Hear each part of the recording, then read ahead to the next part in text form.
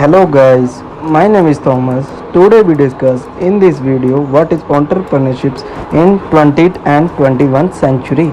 In the 20th century, entrepreneurship was studied by Joseph Schumpeter in the 30s and by other Austrian economists such as Karl Menger, Ludwig von Mises, Friedrich von Hayek, while the loan from the French of the English language word entrepreneur date to 1762. The word entrepreneurism dates from 1902 and the term entrepreneurship also first appeared in 1902. According to Schumpeter, an entrepreneur is willing and able to convert a new idea or invention into a successful entrepreneurship employs what Schumpeter called the gale of creative destruction to replace in whole or in part inferior offerings across markets industries simultaneously creating new products and new business models. Thus, creative destruction is largely responsible for long-term economic growth.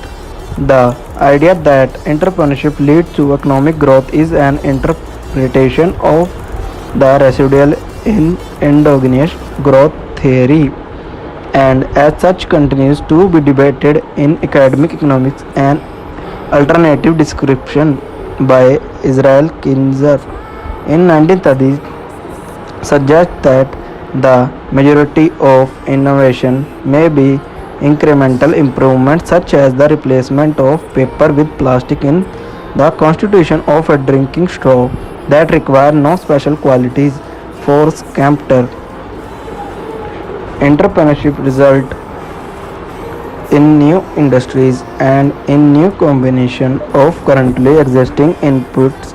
Schumpeter is initial example of this was the combination of a steam engine and the current wagon making technologies to produce the horseless carriage.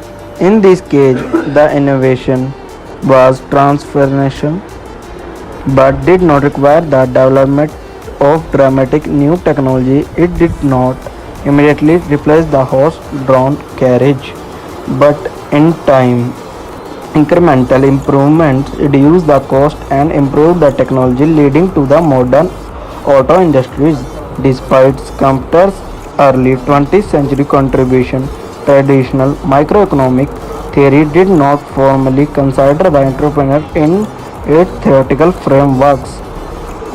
Instead of assuming that resources would find each other through a price system, in this treatment, the entrepreneur was an implied but unspecified actor consistent with the concept of entrepreneur being the agent of X efficiency. For Schumpeter, the entrepreneur did not bear risk, the capital did. Schumpeter believed that the equilibrium was imperfect. Schumpeter demonstrated that the changing environment continuously provides new information about the optimum allocation of